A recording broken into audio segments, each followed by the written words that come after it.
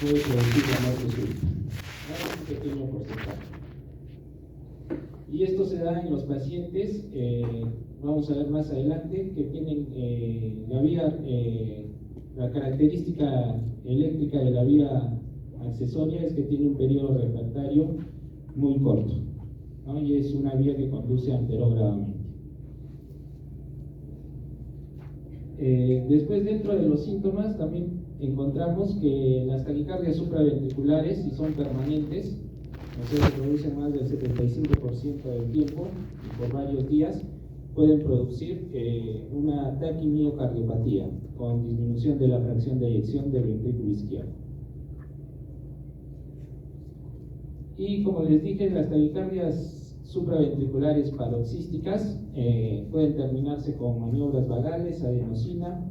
En el caso que tenga un marcapaso el paciente, se puede sobreestimular, o sea, aumentar la frecuencia del marcapaso para que termine la taquicardia, y también con la cardioversión eléctrica.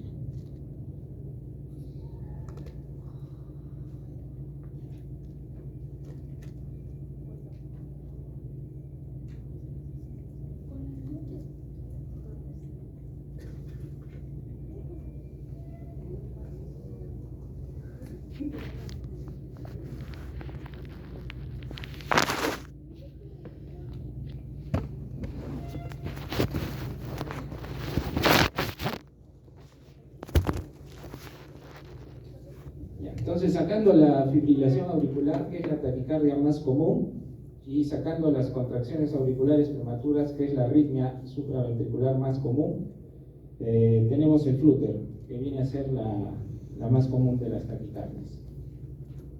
Es una taquicardia auricular por una macro reentrada, que puede ser terminada mediante antiarrítmicos, si tiene un marcapaso por sobreestimulación auricular del marcapaso, del electrodo auricular, y también mediante cardioversión eléctrica. La mayoría de taquicardias supraventriculares se pueden tratar con éxito mediante ablación con catéter por radiofrecuencia, gracias a los modernos sistemas de mapeo electroanatómico que hay actualmente. Se prefiere la ablación a la terapia con antiarrítmicos. La terapia con antiarrítmicos a largo plazo puede ser necesaria en pacientes que no sean adecuados para la ablación, o que no se curen se les haya hecho la ablación y aún así tengan las taquicardias.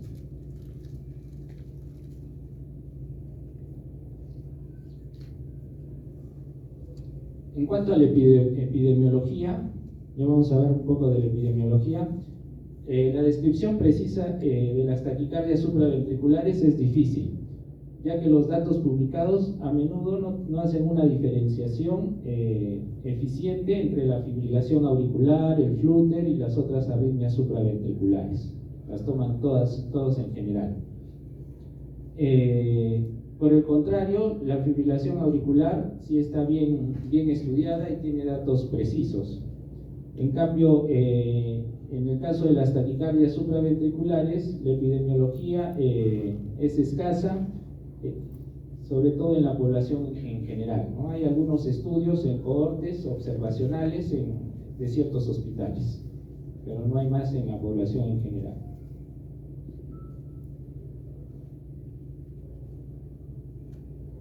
Ya. Entonces vamos a hablar un poco de las contracciones auriculares prematuras. Las contracciones auriculares prematuras o latidos prematuros auriculares o extrasístoles auriculares o supraventriculares representan la despolarización auricular prematura que ocurre antes de la siguiente activación del nodo sinusal regular esperada, y generalmente se producen fuera del nodo sinusal, en el miocardio auricular. Si esta despolarización se origina en el nodo aurículo-ventricular, entonces más bien se llaman latidos prematuros de la unión. Ya no serían contracciones auriculares prematuras. En general, las contracciones auriculares prematuras ocurren en adultos de cualquier edad, con o sin enfermedad cardíaca estructural. Lo que hace que aumente estas contracciones auriculares prematuras es el aumento del volumen o de la presión intraauricular, el aumento del tono simpático, y en los pacientes que tienen enfermedad estructural cardíaca también son más frecuentes, y generalmente cuando son muy frecuentes se ha visto que varias de estas se originan en la desembocadura de las venas pulmonares, y se ha visto que después estos pacientes van a desarrollar fibrilación auricular.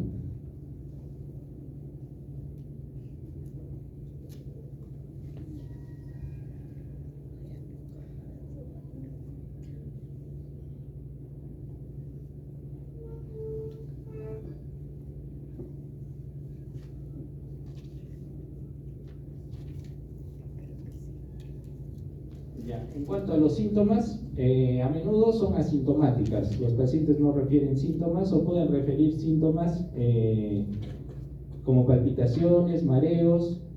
Pocas veces llegan al síncope o presíncope, y el compromiso hemodinámico es bien raro en el caso de las contracciones auriculares prematuras.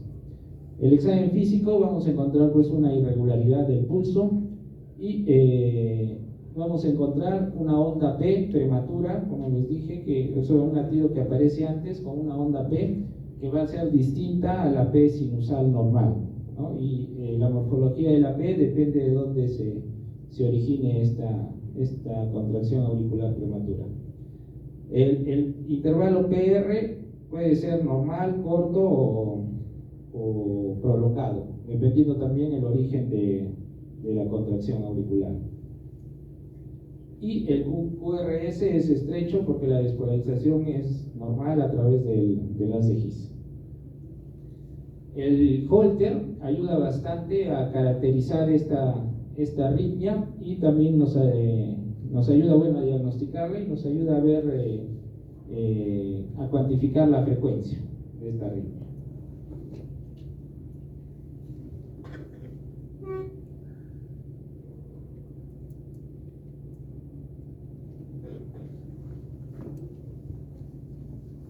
Y ahí tenemos un electrocardiograma de una contracción auricular prematura. Entonces es una contracción que se produce antes de lo esperado. La P es distinta a la P sinusal, y otra característica es que generalmente tienen una pausa compensatoria no completa, a diferencia de las contracciones ventriculares prematuras, que siempre la pausa compensatoria es completa. Este es un Holter, igual, en donde vemos contracciones auriculares prematuras. Acá vemos una, con igual, ¿no? Lo mismo, la P es distinta. Acá también vemos otra en un estudio Holter.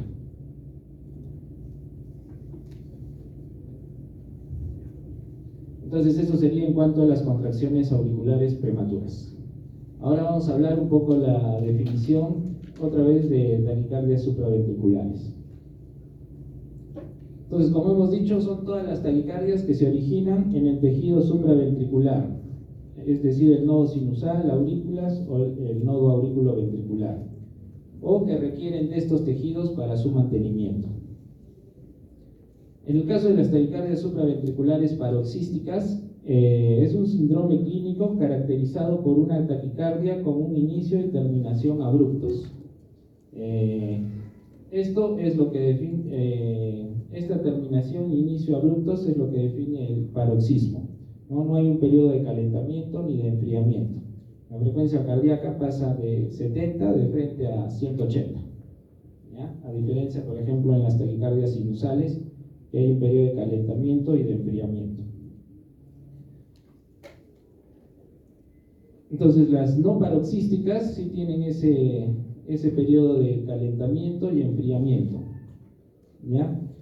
Y el término incesante se utiliza para describir a las taquicardias supraventriculares continuas, o sea que están la mayor parte del tiempo con la taquicardia.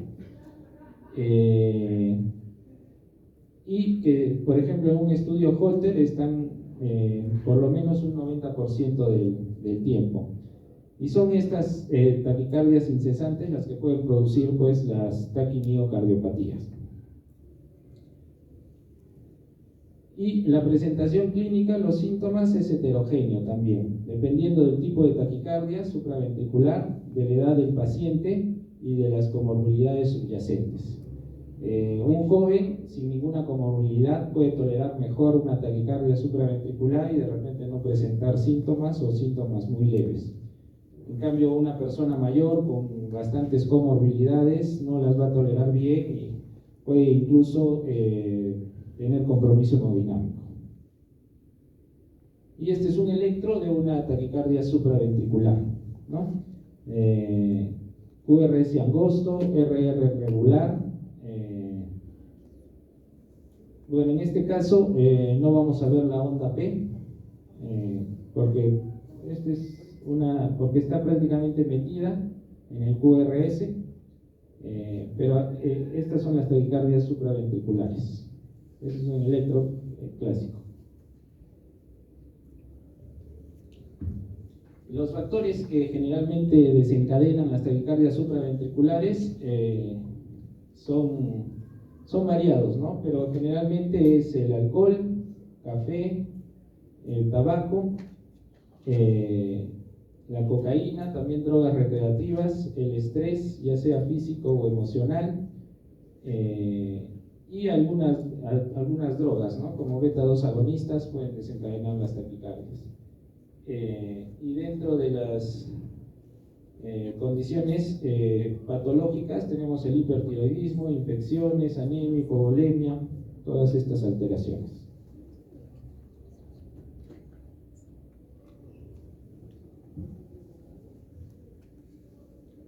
Entonces, los síntomas son variados. Incluyen palpitaciones, mareos, diaforesis, molestias en el pecho o dolor de pecho, dificultad para respirar, disnea, ansiedad, poliuria, presíncope y síncope. La poliuria se debe por un aumento del péptido natriurético intraauricular que se secreta en la pared de las aurículas. En la taquicardia aumenta la presión intraauricular y se secreta más este péptido.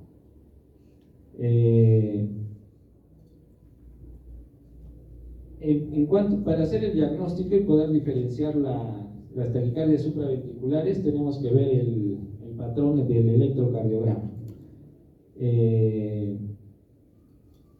Hay que tratar de diferenciar si el latido es regular, o sea, el RR es regular o irregular, ¿no? Con eso más o menos vamos discerniendo en el tipo de taquicardias que pueden producir. Vamos a ver cómo diferenciar las taquicardias supraventriculares en el electrocardiograma más adelante.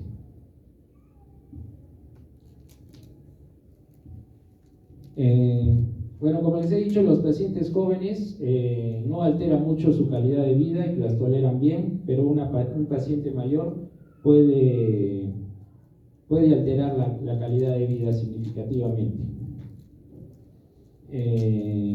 Es importante también la educación de los pacientes, porque muchos de estos pacientes no saben muy bien lo que tienen, ¿no? Y tampoco, solo a veces lo refieren como palpitaciones, taquicardias en general, ¿no? No saben muy bien su diagnóstico exacto, qué tipo de taquicardia es. Entonces siempre hay que conversar con el paciente y educarlo. Acá están igual un cuadro con todos los síntomas de las taquicardias supraventriculares, donde los más comunes son las palpitaciones, mareos, menos comunes náuseas, presíncope. Raros es signos de insuficiencia cardíaca por una taquimiocardiopatía o, por ejemplo, ya compromiso hemodinámico. Y muy raros es el compromiso hemodinámico y la muerte súbita, ¿no? Eso es bien raro. Igual este es el cuadro de los síntomas, para resaltar que generalmente da síntomas leves. Y acá tenemos un algoritmo para poder ver qué tipo de taquicardia es la que estamos viendo. ¿no? Primero, todas las taquicardias supraventriculares producen un QRS estrecho.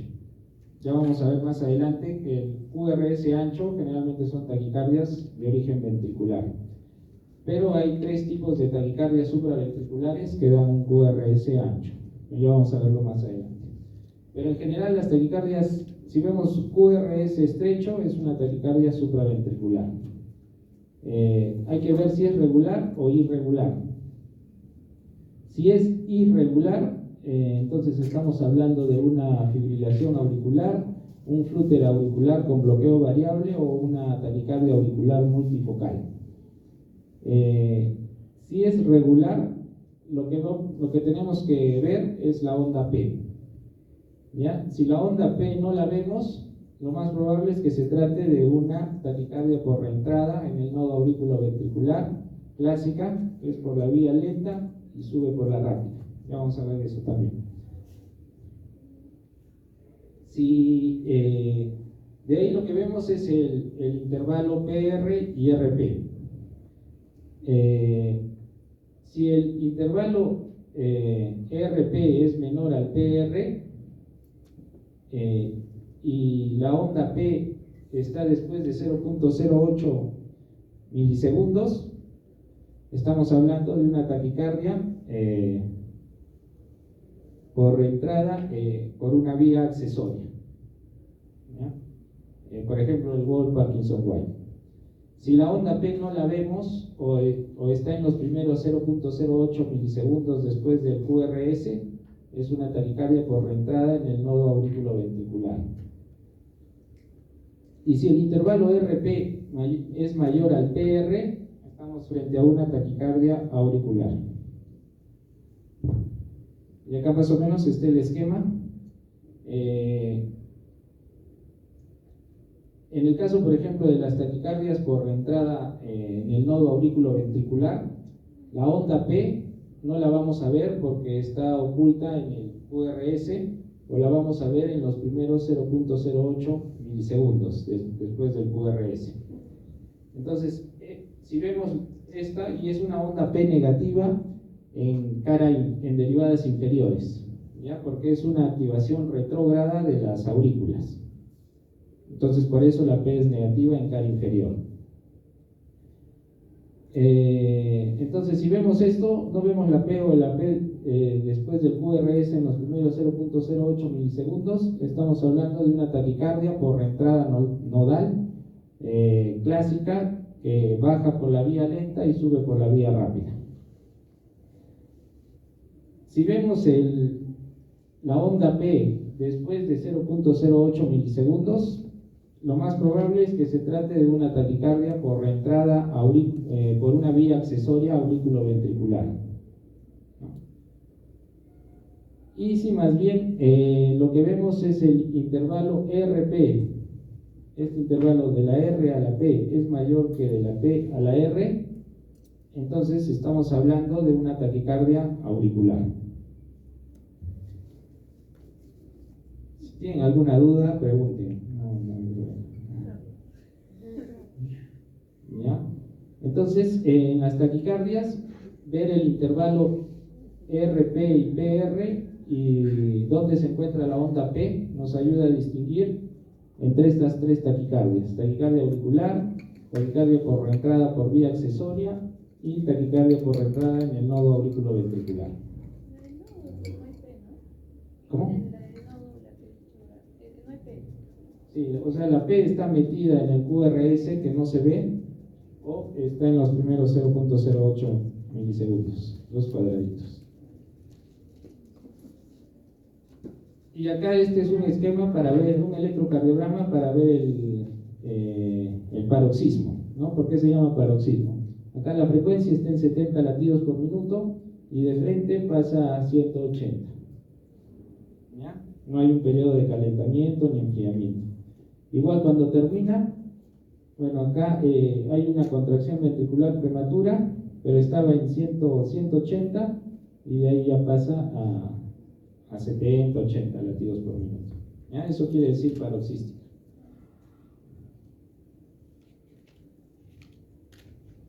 Ya. Igual este es un cuadro que nos ayuda a diferenciar las taquicardias, ¿no? Taquicardia auricular por reentrada por el nodo AB y taquicardia por reentrada por vía accesoria.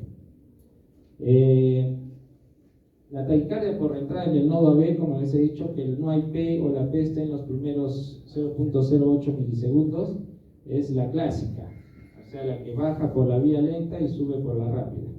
Porque puede haber otros, bajar por la rápida, subir por la lenta, o bajar por una vía lenta y subir por otra lenta, ¿ya? Pero esto que les he explicado de la onda P es para la clásica, es el 80%. Igual para las taquicardias por vía accesoria,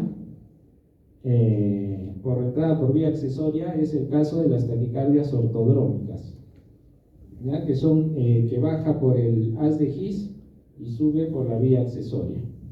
Esas son las ortodrómicas. Y ahí la onda P está después de los 0.08 milisegundos.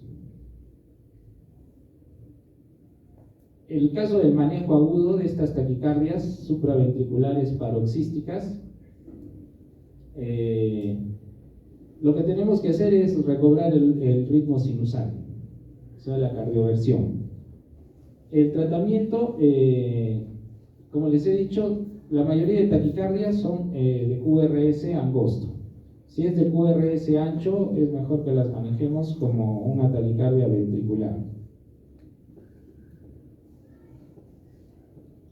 Para poder cardiovertir o que regrese al ritmo sinusal, si está hemodinámicamente inestable, es la cardioversión eléctrica, el tratamiento de elección. Después podemos usar antiarrítmicos, ¿no?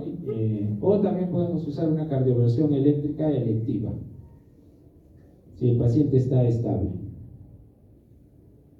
Ahora, si ven una taquicardia de QRS ancho, es mejor también que hagan la cardioversión eléctrica. O sea, la manejen como una taquicardia ventricular, y el manejo de la taquicardia ventricular de elección es la cardioversión eléctrica. O la infusión de amiodarona, si está estable.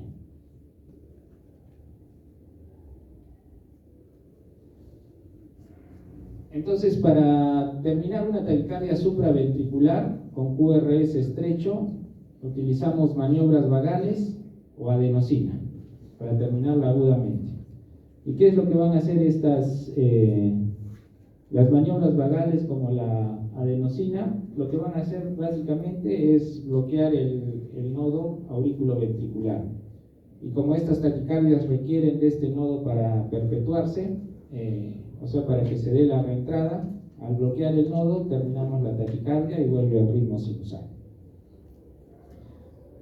Entonces, pueden pasar básicamente 4 cosas cuando aplicamos la adenosina o las maniobras vagales. Uno, que hay una disminución transitoria de la frecuencia cardíaca. Y al disminuir, pero no cardiovierte, o sea, disminuye por un momento y ahí vuelve a subir la frecuencia. Entonces, eso nos indica que no se trata de una taquicardia supraventricular por reentrada, sino que nos va a ayudar a distinguir, como se va a disminuir la frecuencia, vamos a poder ver mejor la onda P. Y podemos distinguir una taquicardia auricular, si vemos una onda P, o si vemos unas ondas F, podemos diagnosticar un flúter. ¿Ya? Y después otra vez va a subir la frecuencia cardíaca. Entonces en esos segundos podemos diagnosticar. Otra cosa que puede pasar es que la taquicardia termine. O sea, si es que termina la taquicardia, es que justamente estamos justamente a una taquicardia paroxística por reentrada, ¿no? Ya sea auricular, en el nodo auricular o por vía accesoria. Si es que termina con maniobras vagales o adenosina. Y lo otro pues es que no pase nada, también no hay ningún problema. Igual con la adenosina, ¿no? Puede ser que no haya ningún efecto, hay una disminución gradual y aceleración posterior. Esto nos ayuda para diagnosticar otro tipo de taquicardias. Y si termina repentinamente la taquicardia, es que estamos por una taquicardia por reentrada. Acá, por ejemplo, se aplicó adenosina a un paciente y disminuyó la frecuencia cardíaca por un momento y se pueden ver las ondas F. ¿No? Ven las ondas F y se diagnosticó un flúter. Y de ahí otra vez aumenta la frecuencia cardíaca.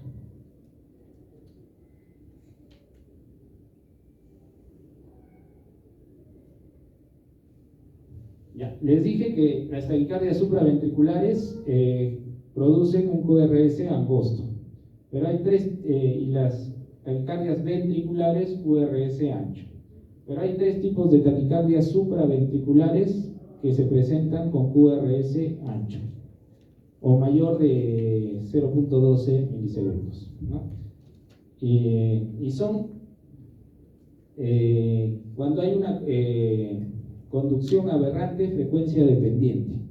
¿Qué quiere decir esto? Que hay ciertas personas que cuando desarrollan una taquicardia, la conducción por el haz de His se hace más lenta y eso hace que se ensanche el QRS.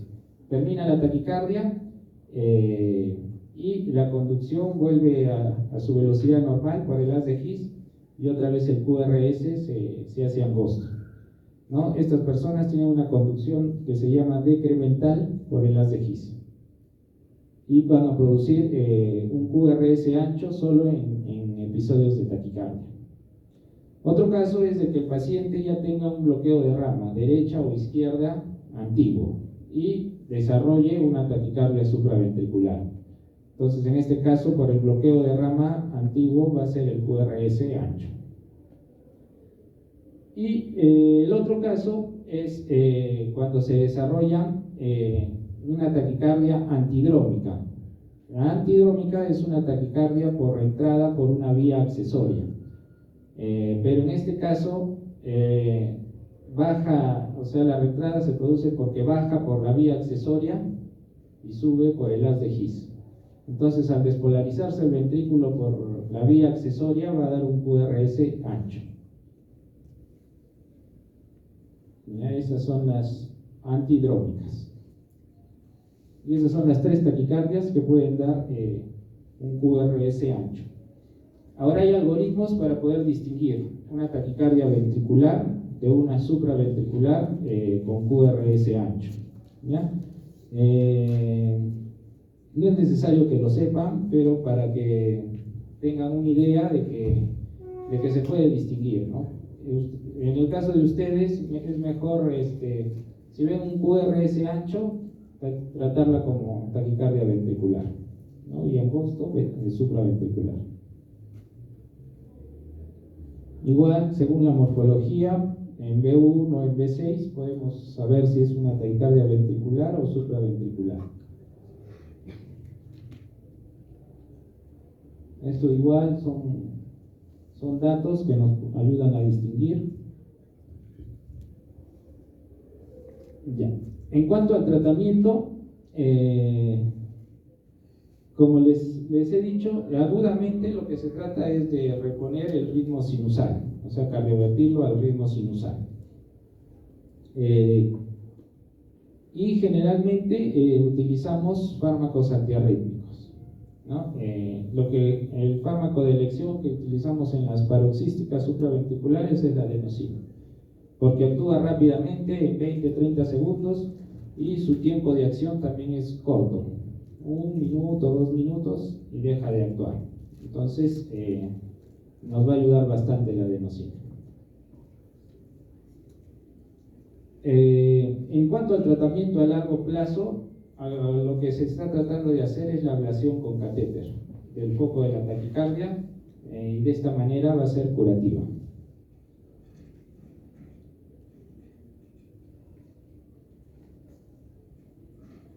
Bueno, acá hay un cuadro de los antiarrítmicos que usamos. Entonces tenemos 4 tipos de clases. Clase 1, bloqueadores de los canales de sodio. acá en nuestro medio tenemos la propafenona, que es clase 1C, clase 2, beta bloqueadores, clase 3, bloqueadores de canales de potasio, y acá tenemos la miodarona, clase 4, calcio antagonistas, ¿no? Que tenemos el verapamilo y el diltiazem. El problema de los antiarrítmicos es que no se pueden usar en pacientes con cardiopatías, ¿no? Si tiene hipertrofia del ventrículo izquierdo, tiene enfermedad coronaria, o tiene alguna cardiopatía estructural, el único antiarrítmico que podemos usar es de la miodarona. ¿Ya? Los otros antiarrítmicos van a producir más arritmias ventriculares, sobre todo. Entonces están contraindicados. Y si el paciente también tiene una fracción de eyección disminuida, está contraindicado. Entonces, cuando hay todo esto, solo podemos usar la miodarona. Y el problema de la miodarona es que tiene bastantes efectos adversos. Produce hipo o hipertiroidismo, fibrosis pulmonar, cirrosis hepática, se deposita en la retina del ojo, y esto es dosis dependiente. O sea, mientras más lo utilicemos a más largo tiempo, más largo plazo, es más probable que desarrolle esto. En cambio, la ablación, como les dije, es lo que se está tratando de hacer porque no tiene ningún efecto adverso y es curativo, ¿no? Los antiarrítmicos no curan la arritmia, solo disminuyen la frecuencia de los episodios y la intensidad de los episodios, a diferencia de la ablación, que sí es curativa. Y acá tenemos la ablación, ¿no? O sea, un cuadro de la ablación en donde ven que el porcentaje casi llega al 100%, ¿no? Es bien alto en casi todas las taquicardias. Por ejemplo, en la taquicardia por reentrada por el nodo AB, lo que se ablaciona es la vía lenta. En el caso del Wolff-Parkinson-White, se ablaciona la vía accesoria. Si es un flutter, lo que ablacionamos es en el cabo istmo tricuspidio. Si es una taquicardia auricular, lo que ablacionamos va a ser el foco auricular, ¿no? Y el porcentaje de efectividad es casi del 100%, y las complicaciones son bien pequeñas. Ahora con la tecnología y los navegadores electroanatómicos casi no hay complicaciones. En cuanto al costo, también a largo plazo hay estudios que más o menos una ablación está entre $5,000 y $15,000, dependiendo del centro, y la terapia con antiarrítmicos en 10 años cuesta lo mismo, o sea, es el equivalente. Pero como los pacientes van a utilizarla más de 10 años, entonces ya el costo es mayor a la ablación. Entonces, en ese sentido también es más económico, ¿no? Entre comillas. Ya. Ahora vamos a hablar un poco de las taquicardias sinusales.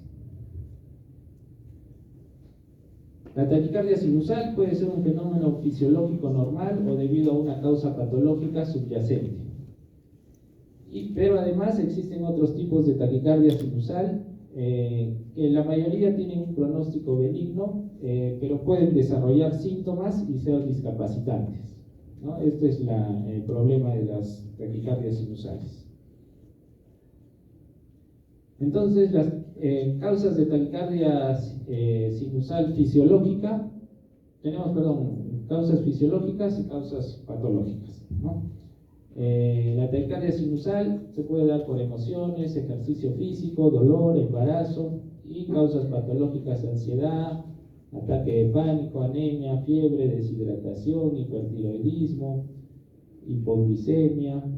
Todo esto puede dar taquicardia sinusal. Además, fármacos, ¿no? Epinefrina, norepinefrina, beta-2 agonistas, doxorubicina, o sea, tratamiento quimioterápico. Después tenemos drogas recreacionales que también pueden producir taquicardia sinusal, café, alcohol, todo eso puede producir la taquicardia sinusal.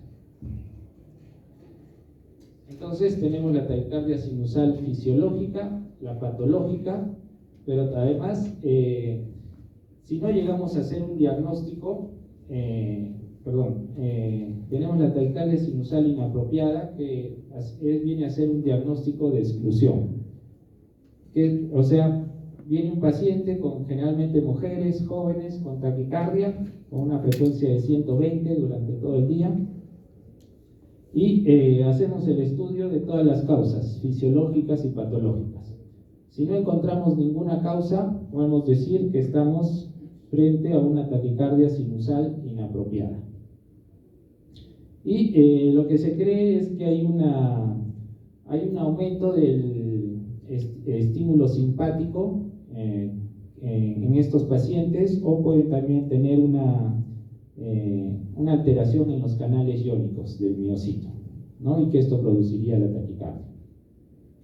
Otro tipo de taquicardia sinusal es la postural o ortostática, ¿no? Que se produce con los cambios de posición cuando uno se levanta, ¿no? Y es más que todo un mecanismo reflejo. La taquicardia solo se produce cuando uno se levanta. Y por último también tenemos la taquicardia por reentrada en el nodo, alrededor del nodo sinusal.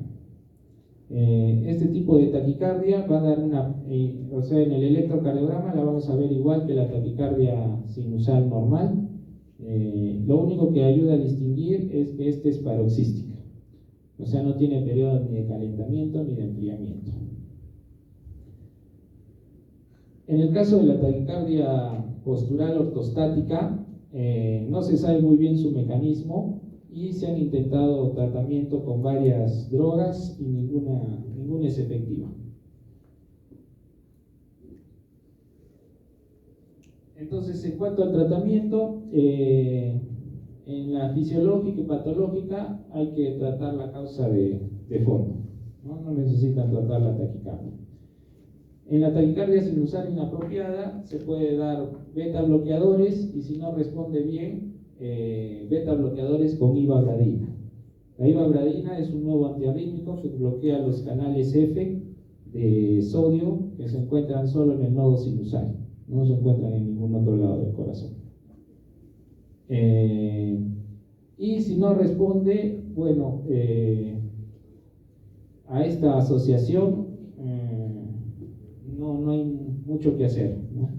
Pero la ablación no está recomendada en este caso, porque no podemos ablacionar el nodo sinusal, pues. La taquicardia postural ortostática, como les he dicho, se han intentado varios tratamientos con infusión de suero fisiológico, que tome bastante agua, que coma sal, fluocortisona, midodidrina, bajas dosis de propranolol, pero nada funciona, ¿ya? Lo único que queda es educación del paciente, o sea, que trate de evitar esas situaciones. Y la taquicardia sinusal por reentrada en el nodo, alrededor del nodo sinusal, lo que más se recomienda, bueno, aparte de los calcio antagonistas, o sea, los antiarrítmicos, calcio antagonistas o beta bloqueadores, la ablación, ¿no? Son las recomendaciones. Acá tenemos la taquicardia sinusal inapropiada en un registro Holter. Como ven, más o menos la frecuencia está en 120 todo el día, todo el tiempo, día y noche, ¿no? Baja un poquito, pero en general están en más de 100 la frecuencia cardíaca. Se hace todos los estudios, no se encuentra nada, entonces recién podemos diagnosticar taquicardia sinusal inapropiada. Este es un registro Holter de una taquicardia postural. Vemos normalmente, o sea, la frecuencia cardíaca fluctúa, pero hay episodios en que llega a subir bastante la frecuencia cardíaca. Y justo cuando llega a subir, generalmente tiene síntomas los pacientes. Se le pregunta mejor al paciente y vamos a notar que esto viene con los cambios posturales, ¿no? Entonces así podemos hacer el diagnóstico. Taquicardia postural ortostática. Y esta es una taquicardia por reentrada sinoauricular. Como les he dicho, el electrocardiograma es prácticamente igual a la taquicardia sinusal, porque la onda P es la misma, como la reentrada se produce alrededor del nodo sinusal, es prácticamente igual a la onda P sinusal normal. Lo único que no tiene periodo de como es paroxística, no tiene periodo de calentamiento ni enfriamiento, sino aparece súbitamente. Y acá ven la frecuencia más o menos en 70 y de ahí sube a 150. Entonces, es la única forma en un electrocardiograma de poder diferenciar y sospechar de una taquicardia por reentrada sinoauricular. Después hay que tener mucho cuidado porque a veces el flúter nos puede parecer una taquicardia sinusal, ¿no? Acá, por ejemplo, ven unas ondas que pareciera ondas P, pero en realidad se trata de un flúter auricular. Estas son unas ondas F. ¿Ya? Entonces, siempre hay que tener cuidado cuando se hace el diagnóstico. Y hasta ahí, taquicardias sinusales. Ahora vamos a hablar taquicardias auriculares.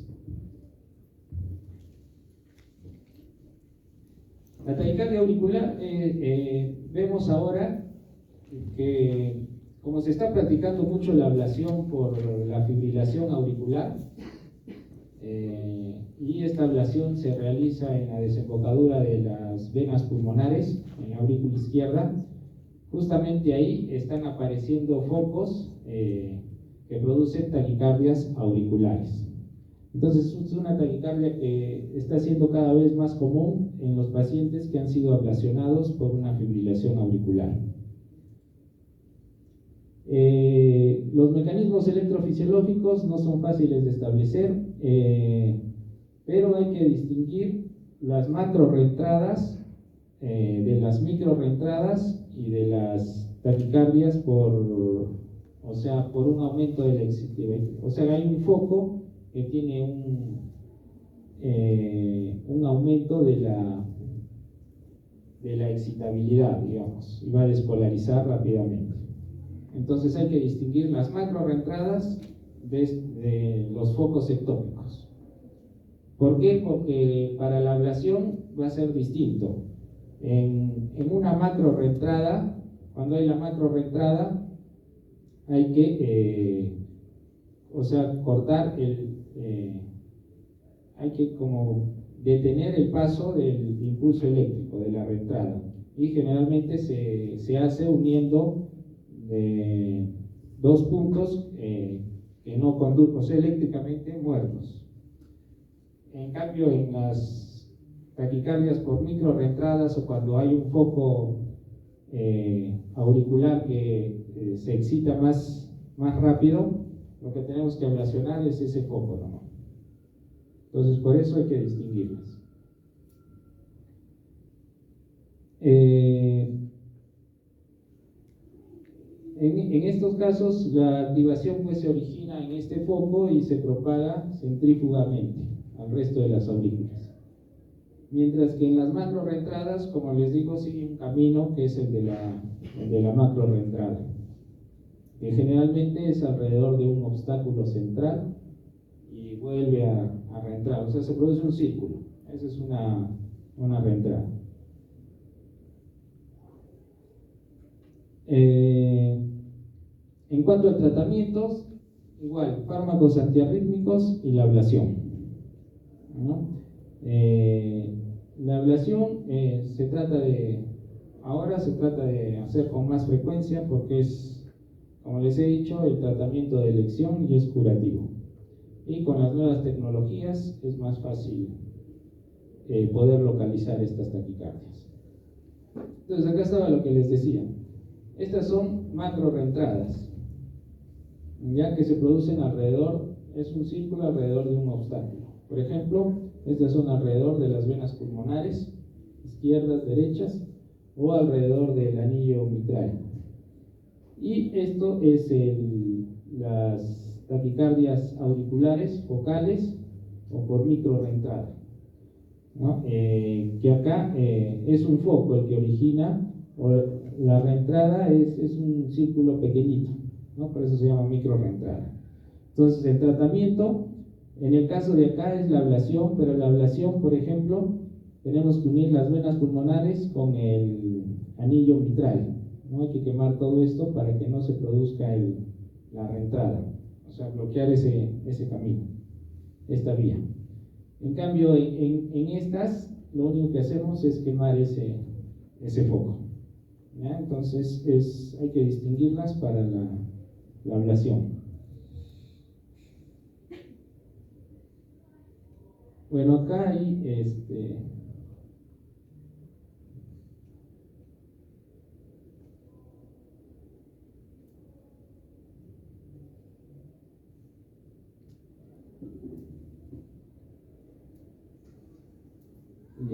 es un estudio que también nos ayuda a mapear el corazón, y este es un estudio electrofisiológico de una taquicardia auricular, en donde justamente ven que este punto rojo es donde se está originando la taquicardia, es lo que primero se despolariza, y es ahí donde vamos a ablacionar.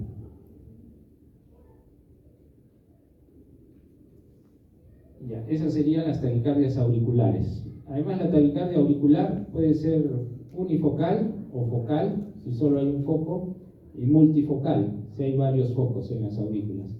En el caso de las taquicardias multifocales,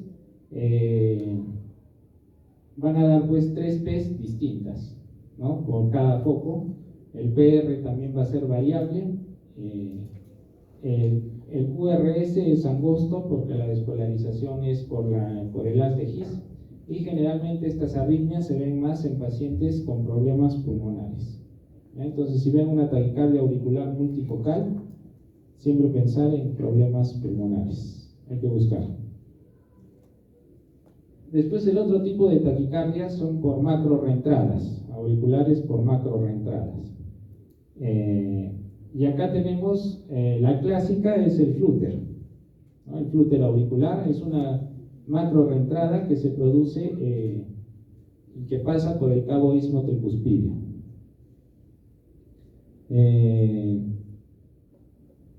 Antes utilizábamos el flúter auricular, ahora lo que se trata es de definir como taquicardia auricular por macro reentradas, ¿no? Porque esto va más a su mecanismo electrofisiológico que la produce. En cuanto a las macro reentradas, como les digo, el del flúter se produce a través del istmo cabo tricuspidio.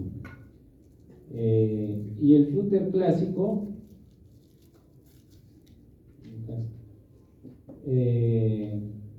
gira en sentido contrario a las agujas del reloj. Ese es el 80% de los flúters, ¿no? Y el tratamiento de elección es la ablación del cabo ismotricuspidio. Acá está el gráfico. Este es el flúter clásico, ¿no? Que va en contra de las agujas del reloj, y es el 80% de los flúters. Este es el no clásico, que va al revés, en sentido de las agujas del reloj.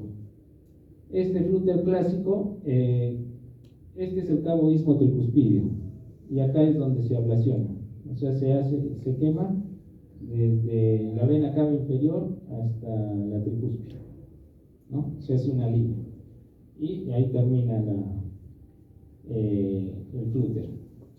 Este flúter va a dar pues las ondas F. Como es una macro reentrada, constantemente está dando vueltas, no vamos a ver una línea isoeléctrica, o sea, no vamos a ver un PR isoeléctrico, sino vamos a ver las ondas F, que es asciende y desciende constantemente, ¿ya? En el caso del flúter típico, las ondas F van a ser negativas en cara inferior, y en el caso del atípico, supuestamente las ondas F son positivas en cara inferior. ¿Ya? Eso para ayudar a distinguirlas.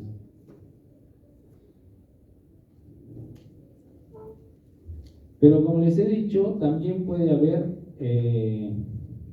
otros tipos de macro reentradas.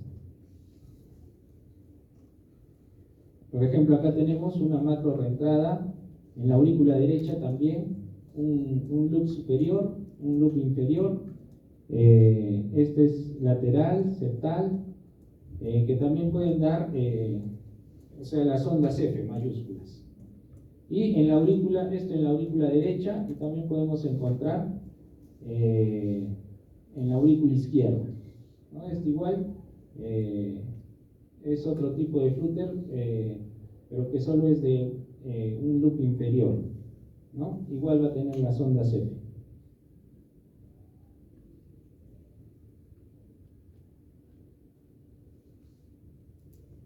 Acá, por ejemplo, podemos encontrar también en la aurícula izquierda, ¿no?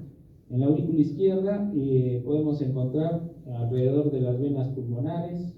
Acá este es un flúter en la orejuela de la aurícula izquierda.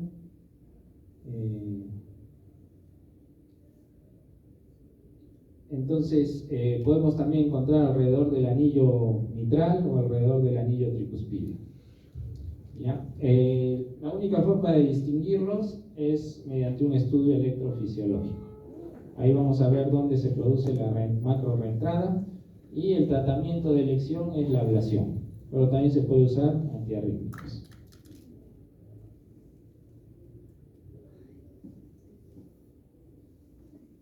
Ya, por ejemplo, acá igual está describiendo el flúter, y acá también tenemos otros tipos de flúter en la aurícula izquierda, que se producen justo después de una ablación de la fibrilación auricular, ¿no? Como les he dicho, en la fibrilación auricular se ablaciona la desembocadura de las venas pulmonares, pero esto puede producir que alrededor de estas venas, o de esta cicatriz, se produzca la macro reentrada, ¿no? Y ahora está siendo más común.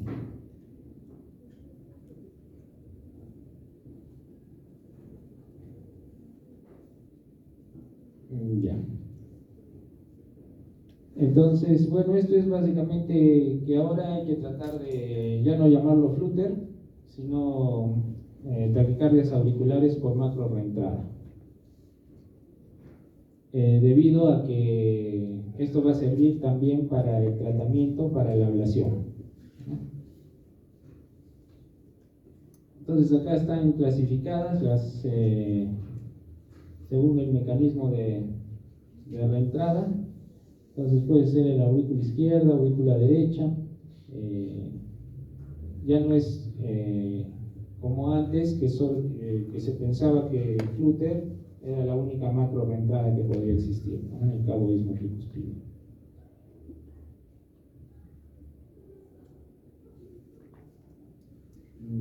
El flúter común o típico es el 90% de los flúters, ¿no? Los otros son menos frecuentes.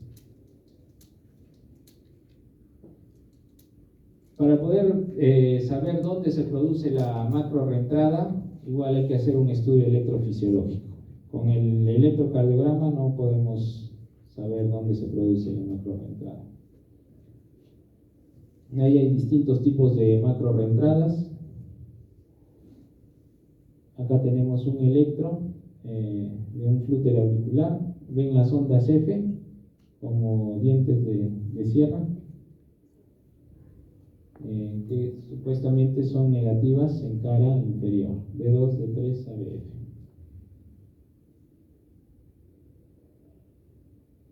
Acá también tenemos un flúter para ver la conducción auriculoventricular, o sea, si es 2U1, 3U1, 4U1, se cuentan las ondas F, ¿no? Por ejemplo, este es 4U1, hay 1, 2, 3, y la otra onda F está metida en el QRS, entonces es 4U1. Si solo vemos una onda F, es 2U1, ¿no? Así es como se denomina.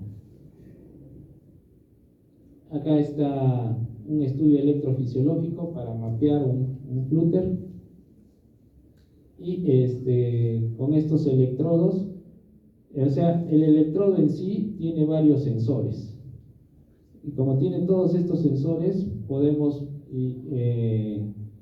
se marca cada vez que se activa un sensor. Entonces, con esto podemos ver la dirección de la macro reentrada, en el caso del flutter. Igual acá, ¿no? Eso es para distinguir el típico del atípico. O sea, en sentido de las agujas del reloj o en contra. En cuanto al manejo de antiarrítmicos y de elección, la ablación. Acá tenemos una taquicardia supraventricular por reentrada nodal. ¿Ya? Esta taquicardia, como les he dicho, la típica, el 80% de los casos se produce vía lenta, baja por la vía lenta y sube por la vía rápida. Pero también puede haber que baje por la rápida y suba por la lenta, o que baje por una vía lenta y suba por otra vía lenta. Pero en el caso del típico, lo que vamos a ver es lo que les he dicho, que no hay una onda P, o que la onda P está en los primeros 0.08 milisegundos después del QRS y es negativo en cara inferior. Entonces, como es negativa, acá después en D2, D3 vemos como una muesquita al final del QRS. Esa es la onda P. D2, D3, ABF. Ahí ven al final una muesquita. O no se ve la onda P. Entonces ahí sospechamos de una taquicardia por reentrada nodal típica. Vía lenta y sube por la rápida. Ahora vamos a hablar un poco de las taquicardias por reentrada por vía accesoria. Ahí tenemos el síndrome de Wolff-Parkinson-White.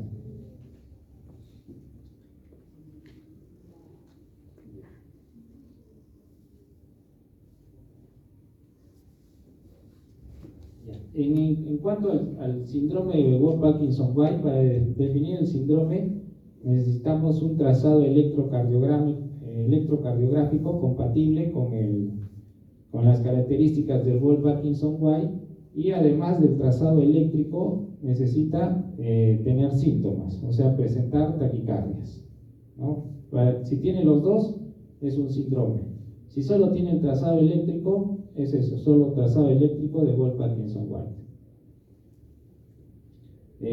Bueno, estos tres científicos fueron los que lo estudiaron y por eso le dieron ese nombre. La vía accesoria,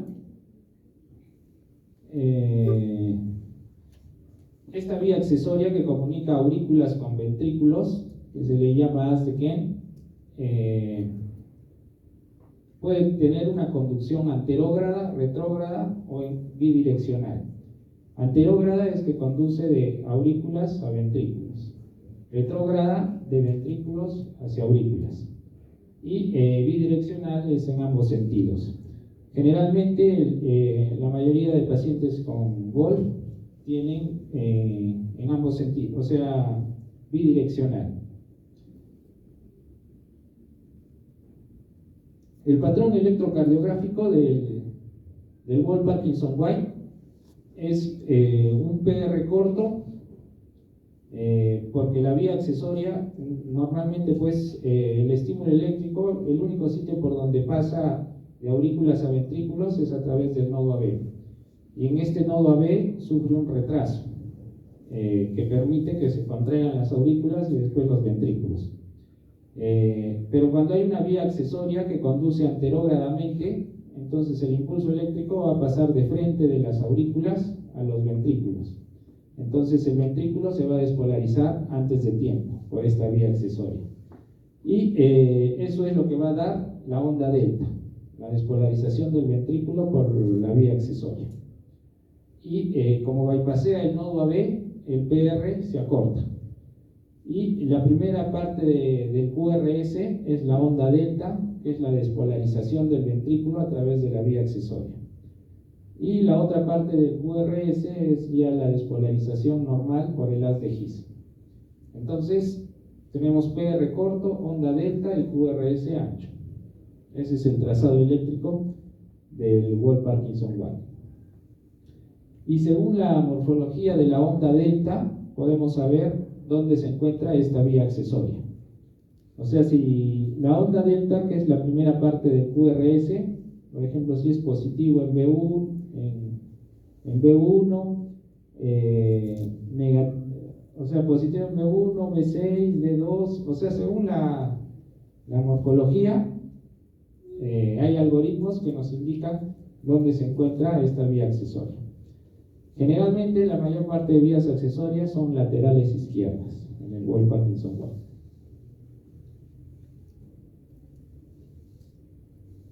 Y acá tenemos, por ejemplo, una vía accesoria lateral derecha, ¿no?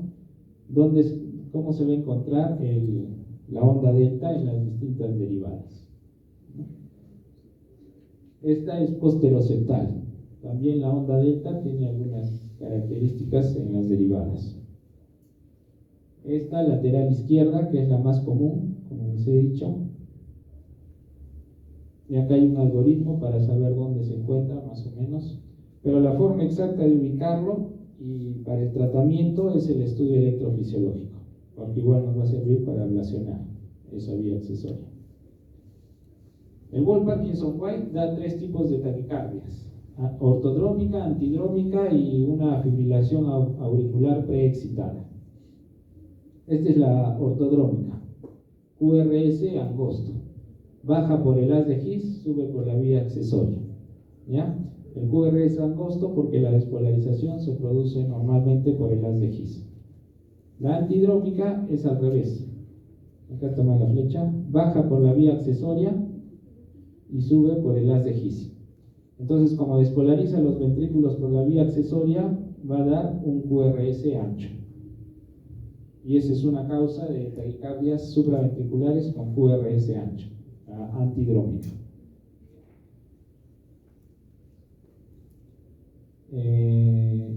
Esos son los 2 tipos de taquicardias, y después tenemos la fibrilación auricular preexcitada, ¿no? Que es un pequeño porcentaje de pacientes que desarrollan fibrilación auricular. Y en la fibrilación auricular, los impulsos auriculares son entre 300 a 500 latidos por minuto. Entonces, si esos 300 o 500 latidos pasan al ventrículo, van a producir una fibrilación ventricular y muerte súbita. Pero esto depende mucho de las características eléctricas de la vía accesoria. Si es una vía accesoria que conduce rápidamente y anterógradamente, o sea, primero tiene que conducir anterógradamente y segundo tiene que tener un periodo refractario corto, ¿no? O sea que va a conducir casi todos los impulsos. Entonces esos son los pacientes de alto riesgo que pueden debutar con una muerte súbita. El tratamiento, si es que tiene una vía accesoria de alto riesgo, es la ablación también.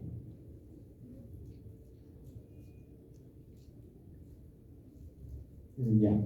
Después tenemos, si la vía accesoria solo conduce retrógradamente, o sea, de ventrículos a aurículas, no la vamos a ver en un electrocardiograma normal. O sea, el electrocardiograma va a ser normal, en reposo, de un paciente que tiene una vía accesoria con conducción retrógrada. Y nunca la vamos a descubrir, se llaman vías ocultas, hasta que haga una taquicardia ortodrómica. Una vez que hace la taquicardia ortodrómica, o sea que baja por el haz de His y sube por la vía accesoria, ahí recién podemos sospechar que tiene una vía accesoria. Pero después el electrocardiograma va a ser normal. Y este, por ejemplo, es un paciente con su electrovasal normal, no hay ninguna alteración, pero que desarrolló una taquicardia ortodrómica, ¿no? Se le hace el estudio electrofisiológico y se vio, pues, se ablaciona la vía accesoria. Este es igual, esta tiene una vía accesoria posterolateral izquierda. Electro normal en reposo, taquicardia supraventricular paroxística, ortodrómica. Igual, esta es otra. Después tenemos antes, cuando no había no se hacía mucho estudio electrofisiológico, habían unas taquicardias que producían un QRS angosto, no se veía la onda delta y se pensaba que tampoco se veía la onda P, y se pensaba que eran unas taquicardias que se producían en la unión, en el nodo AB, ¿no? Que ese era su origen. Entonces se les llamó taquicardia reciprocante de la unión. Pero ahora con el estudio electrofisiológico se ha visto que hay una vía accesoria, pero que está bien cerca del nodo AB. Entonces, por eso prácticamente no se ve la onda P. Pero no es que se origine en el nodo AB, sino que hay una vía accesoria que está ahí bien cerquita.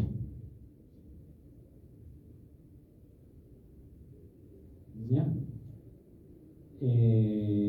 Y esta es una taquicardia de la unión.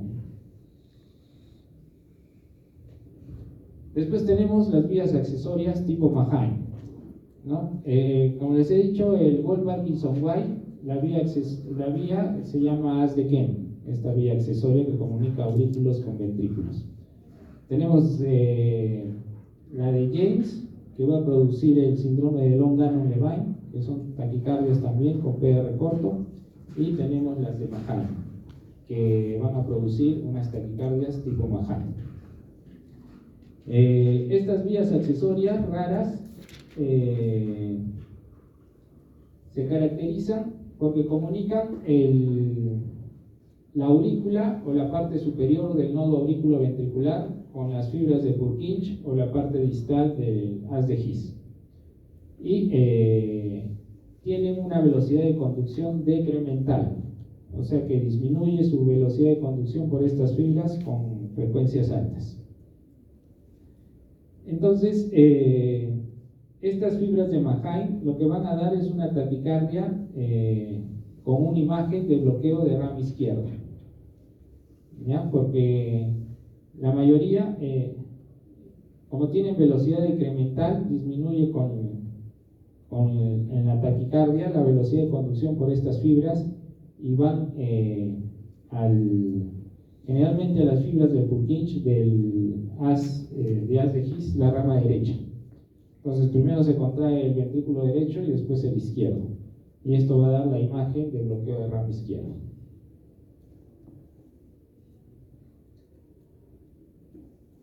Y acá justamente tenemos una taquicardia con imagen de bloqueo de rama izquierda, ¿ya? Entonces ahí sospechamos una por Mahain.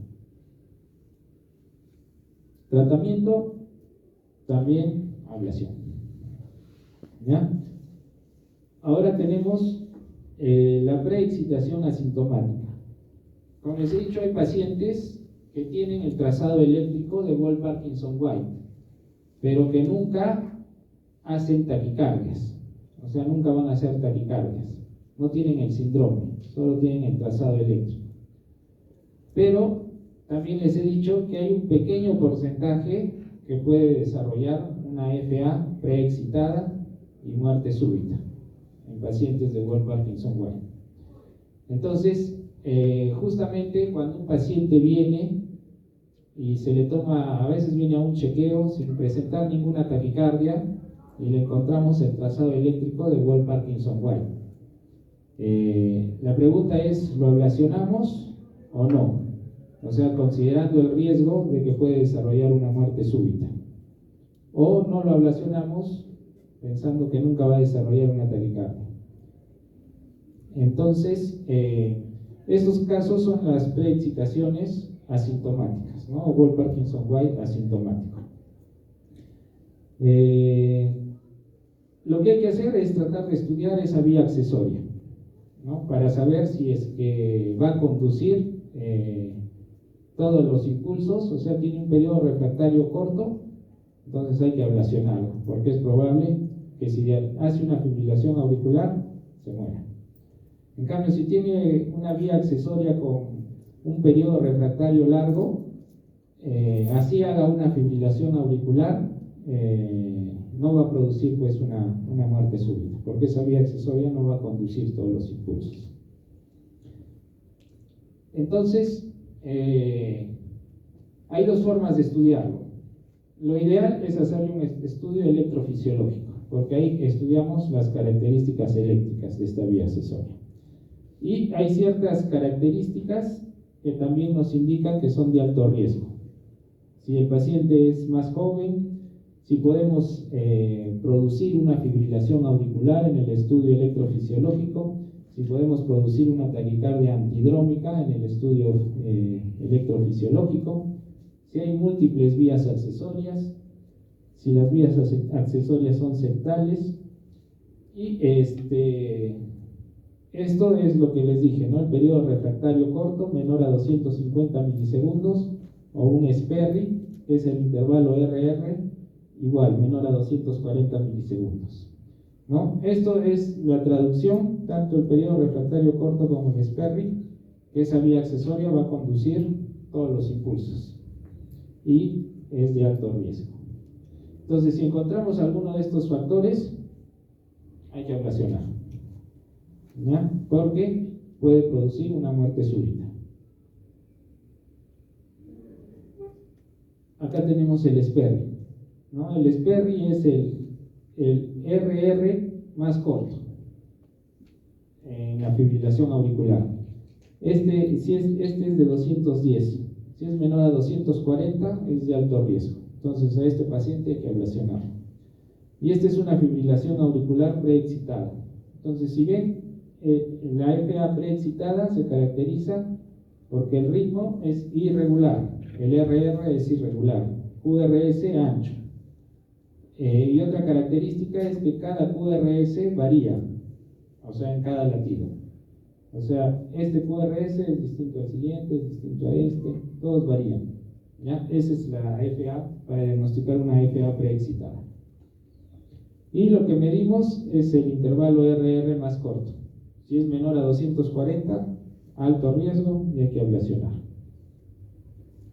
Otra forma de estudiar esta vía accesoria son mediante métodos no invasivos, un Holter y una prueba de esfuerzo. En el Holter lo que vamos a ver es que en reposo está la onda delta, pero cuando hace ejercicio desaparece súbitamente la onda delta. Entonces eso quiere decir que a frecuencias mayores esa vía accesoria no va a conducir los impulsos. Entonces es de bajo riesgo. Igual el Holter, si aparece y desaparece la onda delta, o sea, es intermitente, también quiere decir que no conduce todos los impulsos, ¿no? Y es de bajo riesgo. Entonces acá tenemos, por ejemplo, la onda delta en reposo y con el ejercicio desaparece la onda delta en una prueba de esfuerzo, ¿no? Es de bajo riesgo. Entonces, hay que estudiar esta vía accesoria para saber si lo vamos a ablacionar o no. Y lo otro es que se ha visto que las que tengan profesiones de alto riesgo, atletas, pilotos de aeronaves, de aviones o conductores, es mejor ablacionar. Si tiene un Wall Parkinson-White, un trazado eléctrico, es mejor ablacionar si tiene una profesión de alto riesgo. ¿Ya?